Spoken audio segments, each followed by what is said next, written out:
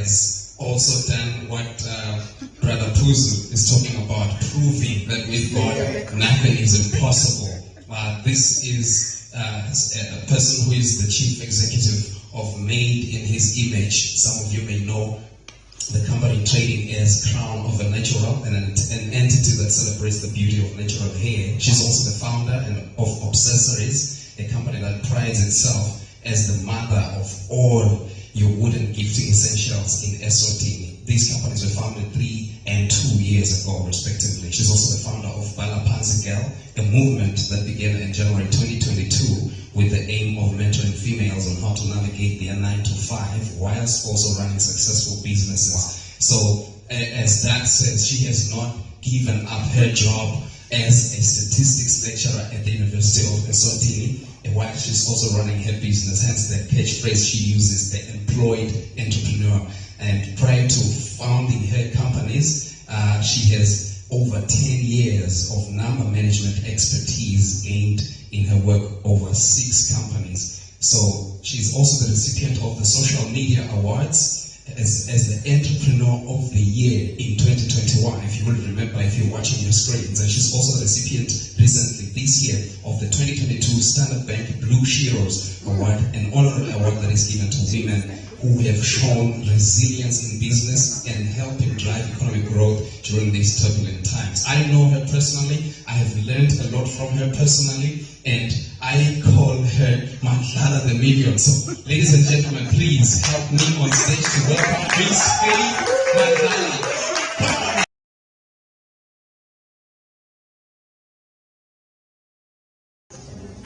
For a second, I had no idea who was being introduced. It always feels like that, but I'm excited to be here. Thank you to everyone that is here for the right reasons. Because I always feel like it's one thing to leave your house on a Saturday to come for a function like this, and you still live here without knowing anything. That would be like a waste, right? So I won't get into the nitty-gritties of who I am, but that part we will explain later on in the Q&A if anyone wants a bit of it.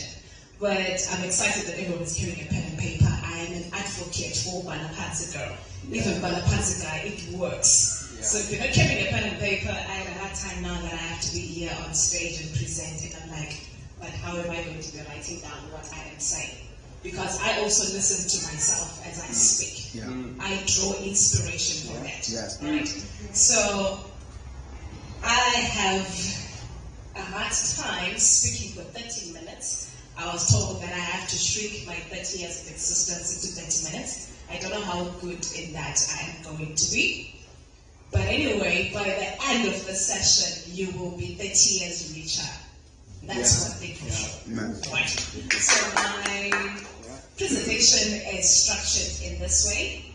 I will start off by telling you where I think it all began, and then I will move on to when it got serious, and then it will move on to where we are right now. And last but not least, I'll give you a few tips that you're supposed to keep in mind if you are to be an entrepreneur.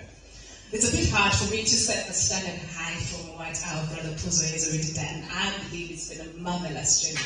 He's shared, and what he has shared, I'm also tapping onto that as well. So, now the question is, where do you think it all began? I can take you back to when I was 14. I'm sure you're like, how do you remember? I know he said, never listen to those people who be like, when I was 8. I said, be careful. Be careful of them. But for me, I think it started when I was 14. You ask me, as a 14-year-old, what did you know? Well, I knew something that a 10-year-old didn't know. I knew something that a 7-year-old didn't know. And the question is, what is that? Basically, I was taught to read and write. So me being taught to read and write, I thought, if I'm going to be a boarder, and during the holidays I have to make money, the money that I'm going to use to buy groceries that I'm going to eat once I'm at school, there is no way your parents are going to be giving you the money each and every month. So I decided to teach. That's where it all started. I decided to teach, but who was I teaching? I was teaching grade 2 students. So I was enrolled into the monetization stage when I was young. What is it that you know that someone who doesn't know is willing to pay for them to know that which you know? Yeah. Okay. I know you always think, business ideas always have to be rocket science. No, it's not rocket science. What is it that you know that somebody else doesn't know and they're willing to pay so that at the end of the day, they know it too? That's how I started. So I was teaching grade 2s and grade 3s how to read and write. Crazy as it sounds, I made money. I bought grocery. Fast forward to when I was 25. Now I'm at a stage where I am saying, what is it that you've got in your hand? That was 14 years ago. What I had in my hand was I acknowledged that I was willing to impact into somebody else. But this version of me, this 25-year-old is saying, what is it that you've got that you're willing to even let go of being at home and you go outside? So the 25-year-old in me is saying, opportunities are not going to knock on your door while you're watching TV in the house. They are not. You have to step out. Yeah. You stepped out from home, you came here, that's step number 1. Yeah. It's not going to find you in the house saying, at least I'm happy I'm speaking to Amakora, who believes that God is a God who multiplies. But what is it going to multiply if you've got nothing in your hands? The majority of us are just sitting and hoping that this idea is going to hit me. It's not going to hit you. You pray, you fast, you do it all. It's not going to hit you like whilst watching TV. You need to be in the right spaces at the right time, being with the right people, and doing the right thing. That's one thing for sure. Opportunities will come forth to you when you step out of the house. Yeah. And you start wanting them. There's something about me saying, I want 100 rand, I want to start a business, and like what he was saying. But it's different now when you're saying, this is my last 100 rand, I'm putting it into this and it has to work. Yeah. Yo. Those two things are different. Yeah. That's it. They are totally different. So now, this is the 25-year-old me, who has left Zim, that is my country of origin, who's came to the Kingdom of Eswatini because I've got a job. And now you're like, but you've got a well-paying job. Oh, you're embarrassing the lecturers. Well, I'm not embarrassing them. I am saying there's more that I can be. I can't just be employed, get a salary once, guys, and land in contact when you can just come any other time of the day and any other time of the month. If you're going to wait and say, it has to come once, I mean, what kind of God do you worship? Whom you're limiting to say, it's okay, you can give it to me once. He also is expecting his time. Are you going to be like giving him the time once, every month, or never? So the 25-year-old me is saying, it's about to be winter. I could just take 1,000, go to Jet, buy the Polonex, look pretty, but the question is, how much of warm stuff can I buy with 1,000 rand? I'm like, maybe I can just buy 3 or 4 items. But the me in me says, you can get more. I mean, we all know. I'll give you real life examples. I took that 1,000, I went to Manzini, I bought a kumbi, and I went to Mozambique. I went and I bought Libe. I know you want to call it a bell, like always second-hand clothes and stuff, but that's what I bought.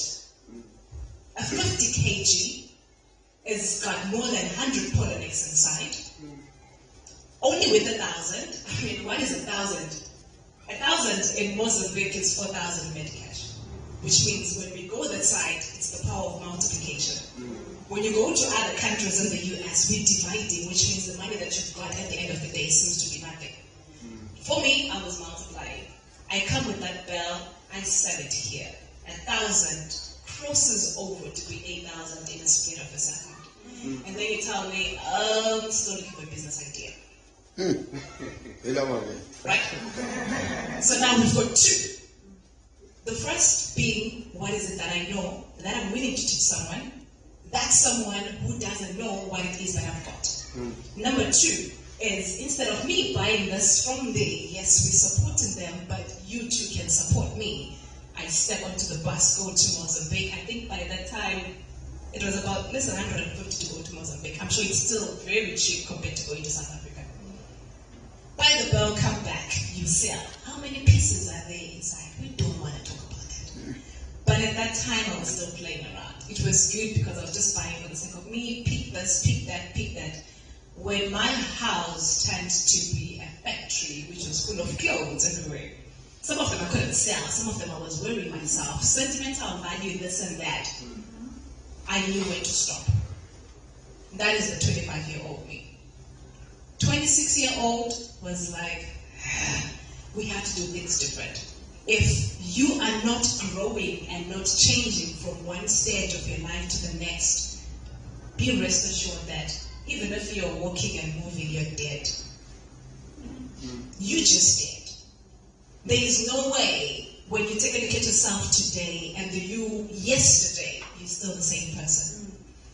If you take a look at yourself today and the you last year and you're still the same person, you're dead. You're not growing. So the 26-year-old me decided to chop off her hair. So I do have natural hair under this week. We just do it for protocol. Especially when it's untidy and you're like, I have to like step out and look pretty, right? Beneath this, I had relaxed hair, which is like a chemical. And it's because I've been so much on YouTube, so much on Instagram, so much seeing this, seeing that, seeing this. I got influenced, I would say influenced, not inspired. I got influenced to cut my hair. And when I cut my hair, the whole natural journey actually unfolded. So when that happened, I was on Instagram the other day, flipping through it and saying, you know what, those people, they tricked me into this. Now I've cut my hair and it's not growing as fast as them. 1, 2, I look like a man. I don't even know what I'm supposed to do with myself. You know how it's like when you're not so used to having short hair and all of a sudden you've got short hair? It's like you can't recognize yourself anymore. That was me. So now that this is happening, I'm like flipping through. Once I'm flipping through, it's taking me to the second point. Who are you following on social media? Your next business idea is on your timeline. Yeah. You. I've given you 3 business ideas already. Your next business idea is on your timeline. But the question is, who are you following? Are we following people just for the fun of it? If you can click on a specific profile and you tell yourself that, I'm not gaining anything out of following this person, unfollow them. Yeah. Just unfollow. These days I'm in the business of unfollowing. I just unfollow. It's a space where you can control what you see and who you follow and what you can become. So there is no way you can say, I'm following these people. What are they doing in your life? While we're still on the follow and game, we are saying, are you there to be inspired or are you there to be influenced? Someone who's inspired will come to me and be like, oh, you know what, you inspire me. I inspire you to do what? If I come and say, I'm influenced by you, I know what that means. It means you saw what you saw, and after you'd seen what you'd seen, you acted.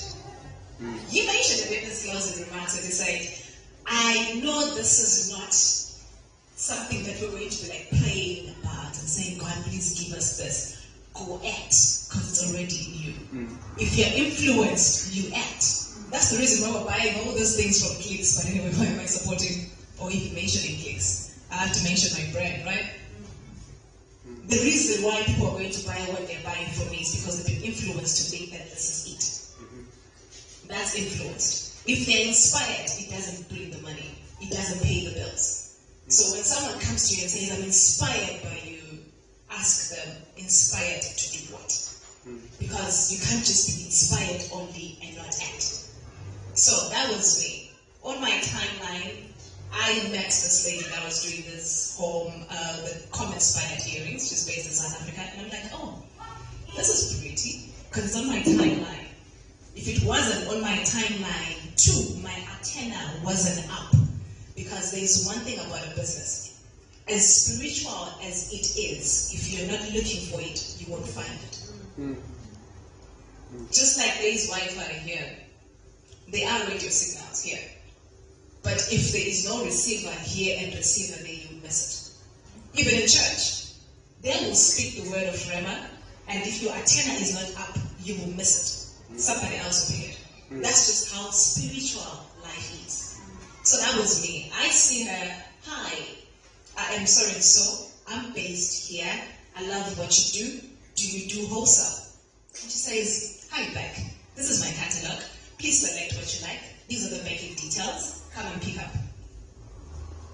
Fast forward a week later, I had 100 earrings in my cart. I've paid for them, and that is where it all started. Now that I've paid, I'm getting excited. I feel like I've conquered the world. I've got these things, not knowing that this is where the journey actually starts. Yeah. Now, we paid this. I remember 3 years back, it was in September, we're having a holiday here, Independence Day. And then I asked a friend that, oh, since you're going to South Africa, please pass by, pick up this for me. And he's like, oh, cool, I can do that.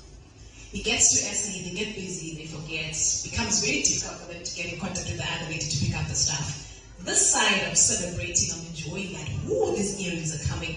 People haven't seen them, they haven't heard of them, and this is just the start of something big. We even had to go to Royal Village to do a tiny little celebration. We went for the sauna. That was the last sauna that I had. Because I'm celebrating not knowing that stuff in SA is not happening. Fast forward the day after, it's a Friday, and I call, hi, where is my stuff? It's like, oh, I'm sorry, we just couldn't pick it up. I was shattered. Be an entrepreneur, be rest assured that you'll be crushed day in, day out. Yeah. If you don't build your character, like what I mentioned before, don't even think about it. Be employed, it's good, it's great. It's not for everybody. You will be shattered from day one. So now I'm like, where are these? Like I didn't pick them up. Great. Go to work. Before you knew it, 2 minutes, 3 minutes down the line, you're like, I can't even concentrate. I can't function. Can't do anything. I don't even know what that is, but yeah, something like that. Like I was going into labor pains. But it was something big. If it's going to be something big, you can feel it too. That is the reason as to why you get to believe in it before everybody else believes in it. If you can't believe in it, we can't buy it. So that was my journey. I was like, I've never been to South Africa, myself driving, because they'll tell me that, but don't hijack, it's the same car that is still outside, it's still standing. Man. They told me that they're going to hijack that car, so you can't drive to South Africa. And I'm like, Johnny, like, how? We drove to SA on Friday, 12 o'clock. We left here. 5 p.m. we're getting into Joburg. Traffic is crazy. You're asking yourself, why am I even here? Yeah. I'm here for the wine. Everything just seems to be just saying the opposite. It's saying, you shouldn't be here. But I am there. Fast forward, pick up the earrings, drive back, because the idea was we pick up and we drive back. It's crazy to go and come back at the same time. By 12, we were at the border. The queue was insane, and I'm like, where are these people going? I think there was something next road or something. There's drag racing things. But God being God, 12 o'clock, we managed to cross over on the SA side. And when they closed the border, by then it was a 24-hour, which meant that once you miss, you'll be there and stuck for the whole night. Now girl is home, it's a Saturday, I'm excited, I've got these beautiful earrings, love the craftsman, love everything about it. Now the part starts. Who are we selling this to? Point number 4, who's your audience? If you're going to start a business, who is your audience? Who's going to be buying this? If you don't know whom is going to buy this, I don't want to lie to you, don't even start. Because the question is, what problem are you trying to solve if you don't know the people that actually have that problem? Because now I'm here and saying, I've got natural hair, I don't like the way I look, but I'm trying to embrace myself and learn who I am. But at the same time, let's rock these earrings to complete the look, for us to be confident, for us to step out with our hair in corporate places. But how many people feel the same way as you? So I had to find those people. But now the challenge is, I thought the ladies that I would be going to Mozambique with will be my first clients. Remember, I've got 100 pairs of earrings, so I'm thinking that this one will get 10, this one will get 20, and by the time I'm done. That's how you think as an entrepreneur. You think it's just going to. I show her, she's like, oh, this is pretty. I think I'll take one pair. And I'm like, oh, okay, one pair. Oh, these are pretty, but they're not my type. Oh, this. I did a door-to-door on camp selling this, and they were not selling. And now you're asking yourself, so why did I have to risk my car, myself, my fuel, my everything, going to pick up something that is totally and fully paid from my money that I could be enjoying, and now people are not buying it. So now I'm there, and I realize, oh, okay, I know a bit of social media, so let me take it to the streets of social media. Remember, I mentioned before, this girl is from Zim, you're trying to sell to Swans. Who knows you? On your timeline. Who will come on your page and be like, oh, these earrings are cute. They don't know you. I paused there hoping a miracle was going to happen. Life did not happen. No one saw them on my page. Because it's not like I'm an influential person who's got like 50,000 followers and blah, blah. No, I'm not that. So before I knew it, I had to start an Instagram page for the business from scratch. These are the businesses of today. If you're planning something, your target audience is not within your vicinity, you have to take it online. So that was me. I had the Instagram page. And the beauty about having that page is there were 0 followers, 0 following, no post. It's a beautiful, fresh screen page with nothing, which meant that we had to start from scratch. Get the content. Now, where is the content coming from? I can't go back from here and be like, can I use your pictures to advertise? From being the owner of having these earrings, I moved to being the model, which meant that I had to rock those earrings, take pictures of myself, post on my Instagram, like that picture because no one is following the page. That's how it happens when you've got no followers. And then you're like, but what am I doing? You're the one who's commenting, you're the one who's liking, you're the one who's doing this, you're the one who's doing that. And I was like, this model is not working. You will know when it's not working. People can convince you that, oh yeah, it could, but you will know when it's not working. Fast forward, like you get to learn the how-to. I'm the YouTube girl, I don't watch TV, soppies, I'm no longer into that. Why? Because I don't have the time. 2, I'm controlling what comes into my space. They're always acting pretty much the same things. Who's short, who's killing who, who's what, who's cheating. I don't have time for that. Yeah. So I will be on YouTube. I will check how to use Instagram, how to grow a following, I'm always a how to go. Before I knew it, there were exports. You would never know about those things if you're not looking for them. Then I was told that there's an export, there's a market, come over and sell your pieces of earrings. I pay for the store fee, I show up. There is a blessing in showing up. Yeah. Just like today, there is a blessing in showing up. Because what you're going to hear now that we are here is different from someone's going to listen to it over a recording. It's different. There is a blessing in showing up. I did show up. I saw the people that I was looking for, the sponsors that I was looking for, that I couldn't find before, right?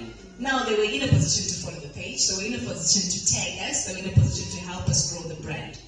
Before I knew it, we were everywhere. If you did not see the inspired earrings in 2020, I don't know where you were. Right? That was it.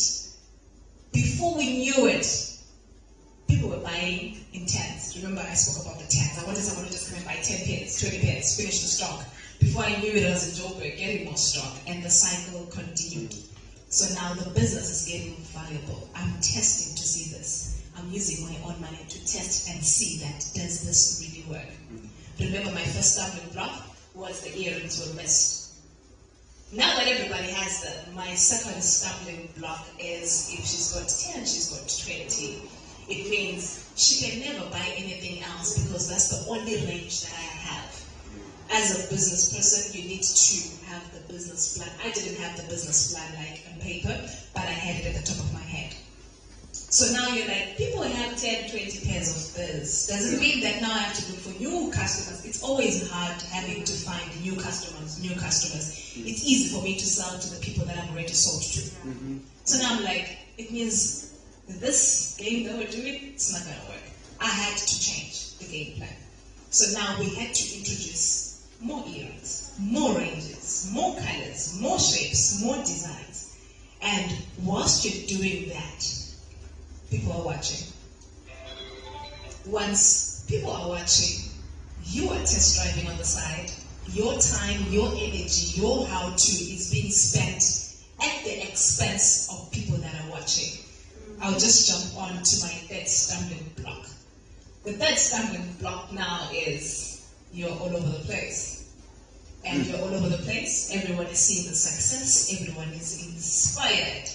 And there are some that are influenced. The influenced, they are mimicking your designs. They just copy the same business idea. Before I knew it, everybody was in a position to just go to nail spread, get them cut to the same designs, and before the long thing, everyone is putting them on. And I'm like, I can tell what I touched because I'm well aware of the fact that I'm a Deuteronomy 26 girl. I know what I touched. What's not touched by me, I can see it from afar. I'm like, it's in social media. That's not from us. Someone will be like, but how? I knew because I've invested myself into this. So now that I'm seeing all those things are happening, I don't want to lie to you, you get crushed. Because you're like, I started this, it didn't work, but I put so much energy and effort into it to make it work. Now that it's working, people are riding on the momentum that this is working. They won't do that. So I was angry, I was fuming, but I was being a baby. I didn't know that was the time when I was not supposed to be celebrating that. Ooh, this is happening. If it's happening, it's growth. It means you are now the market leader. They look up to you for inspiration. They can't move unless you move. That's the beauty about people that copy your work. They can't move unless and until you move. Because they're always waiting for you to do something. And you know how it's like, they're always just checking, what else is she doing? And it's going to be hard for you to start a business because so and so is doing it. Because you're always at their mercy. If they don't do anything wrong, it means you're not going to grow. You won't change. You won't implement. So these are the things that you need to ask yourself, that, okay, that idea that I have, me implementing, now that I've got people mimicking and stealing the idea, what am I going to do about it? It's not to say, give up. Because I could have given up at that point. And they could have enjoyed the ride of saying, okay, she's done all the advertising and marketing for us. But what's next? COVID was next. COVID was next. Who anticipated it? No one. No one. We were all enjoying, saying it's fine, they can copy, they can do this. COVID hit. And when it hit, because I haven't been resting, remember this girl has been working overtime, she's been all over the place. She's been at school, she's studying, she doesn't stop studying, doesn't stop learning. Because once you stop learning, you start dying. Once you stop reading, you start dying. I read too. So when he mentioned reading, I was like, up here. You need to read as well. So now COVID hit. I'm resting. And once I start resting, then that gear of thinking kicks in. Once it kicks in, the story is different. There are some parts of the journey that I did skip. For example, when you start following the right people, they start speaking the right things over your life. They will tell you that you cannot be a business person and you don't know your supply chain. Things like that. Like, suppose you don't even know what that is. What are earrings? I can show you. What are they made of? They're made of wood. Where is the wood coming from? It's coming from, I don't know. Find out. Where is it coming from? Now that I know where it's coming from, how then is the wood cut into that earring? They're using a machine. What machine? Where is the machine? How much is the machine? Where can you get the machine from? That's what knowing your supply chain is all about. If you don't have control over your supply chain, then you're still playing. Because COVID taught us that you need to have control over your supply chain. You need to know what's happening. There is no way I can be sitting here relying on someone in Manzanita to do A, B, C, D for me, and COVID hits and they say non-essential, essential services. If you are on the non-essential, stay at home. And then you're thinking, yeah, we're on the non-essential, but we still have to leave. So he can't move, I can't move, the business comes to a standstill. That was the time when Obsessories was born. Just a summary of it all, Crown came as a celebration of us African women to say we can rock our game, we can celebrate who we are, and still be as beautiful as anything else. Right. Now that we know how to celebrate ourselves, we know how to celebrate our hair, we even know how to take care of our natural hair, it means I can now celebrate you. That's when Obsessories comes into play. So Obsessories is an extension of Crown in the sense that I will give you a branded chopping board to say happy birthday, and that makes sense. Why is it making sense? It's because of the inscription that has been put on the chopping board. It's a chopping board, but it's a different chopping board. So your business, how is it in a position to be differentiated from the other business on the side? If we can't differentiate it, what are we doing? It's a Me Too business, right? It can't be a Me Too business. You cannot start a Me Too business. Give it that. You now know that another wave of COVID is coming and you're still thinking, I would do a Me Too business. John. So that has been the journey. When Obsessories came, trust me, we haven't started being disruptive. We will be disruptive. But all this is governed on the sense that you can't be a business person and you are not cultured to research. Research has to be you. He told you that he wanted to find out where can we get funding. It's not written in some blue book. You have to find it. If you are not willing to invest in yourself to go look for it, then you haven't started. If your business hasn't made you feel like giving up, it's still on the honeymoon phase. Once it gets serious, you will wish you hadn't done it. But for some reason, you keep pushing because you're like, this is the right thing to do. So, that has been my journey in summary. I tried to just shrink the 30 years into 20 minutes. But just going back to the last bit, these are the things that you need to keep in mind. Your takeaways from today. If you are to be that serious entrepreneur, keep this in mind. Number one, you are a product of many meetings. Like one today. There's no way I can be who I am if I hadn't found myself in various sittings and in meetings. There is something that you hear in a certain gathering that will build you up to be something bigger and powerful. At the same place as meetings doesn't necessarily have to be us sitting here listening to one person. Who do you keep in your corner? Who do you listen to? If your friends have nothing to do with them being inspired to be business people, you too won't. It's simple. We rub off that energy onto each other. So now you have to just do a scan. Who am I following? Who's speaking this over my life? There is no way I can be a business person if I'm always in the midst of people that are whining and complaining. I hate people that complain. I hate people that whine. Because it takes out a certain energy out of me. I'm like, Johnny, why can't you? My 24 hours is too small. So if you're going to be complaining and whining, this is, I can't. So I am never found in those cities. Two, you will never find me in a place where we're talking about the other person. You will never find me there. I don't have time for that. So, you being a product of many meetings is, at the end of the day, who am I going to be? What comes into my life, I get to control that. What goes out, fine, there's certain things that you can't control because people always perceive you to be something else, which you're not, but that's not your business. You can control what comes in. If you entertain the kind of friends that are going to be talking nonsense day in, day out, that is basically you. So if you are tired and fed up, you will tell them, I don't have time for that. So keep in mind that you are a product of many meetings. I always carry a pen and paper. I learn from everything and anything. Even when I'm just sitting in the bank looking for a loan, learning something. I did not touch on that, but we are a product of loans. We need them. How are we going to, like, rocket science buy a machine which is $500,000? From where? Who's got $500,000 in their bank account, sitting bored, not doing anything? No one. But we are in the spaces of being with people like him who are telling us this is what you do.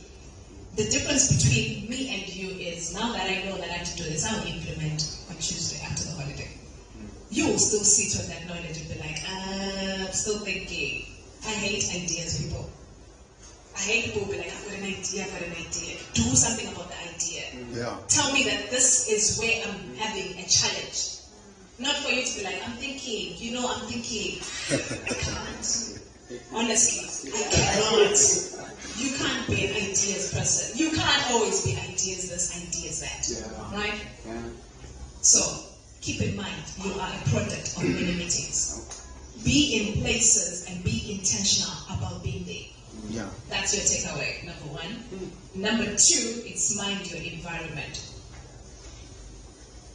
If you're an entrepreneur, you need to be in spaces where it's better. Let's talk ideas. You can't be my friend if you don't give me a business idea. Neither are you my friend if I cannot tell you that he said this, Tuesday we're going. Are the people that I know most able to share knowledge and information without you having to pay for it? Do they keep things away from you? Is it always them that are succeeding and you're always the backbencher? Then there's a problem with that relationship. It can't be a relationship that benefits one person. Yeah. If you are in my nest, you have to benefit from you knowing me. You will come and ask. I will have to respond. But the question is, what are you asking? There are some questions that you don't even have energy to respond to them because the question is saying, I am arrogant. Because when you ask a fruitful question is, I did this, I stumbled upon this, what am I supposed to do going forward? Then there are some questions that if you haven't punched on how to on Google, you can't ask me. You have to start somewhere. Do your own research. If you haven't Googled it, don't ask me. Say I've Googled and this is what I'm getting, but it's still not answering me. Then I can assist. That's you saying, my environment, it has to speak to me. Do you have a mentor? If you don't have a mentor, then you haven't started. Just like I said, this is 30 years of my life being shrunk into 13 minutes. Imagine if I were to be your mentor, take you step by step. It means you are not in a position to waste your 30 years trying to figure it out. But if you want to figure it out on your own, it's okay, do it. But now I'm in a space and area in my life where I want to move at the speed of light. Give me your 20 years, give me your 30 years. That's 50. But in those 50, I'm executing and actioning in a split of a second and I'm further away. But if you want to reinvent the wheel, I read the books that is mentioning of the ancient people. But if you don't read, it's your own story, right? So please be sure to get a mentor.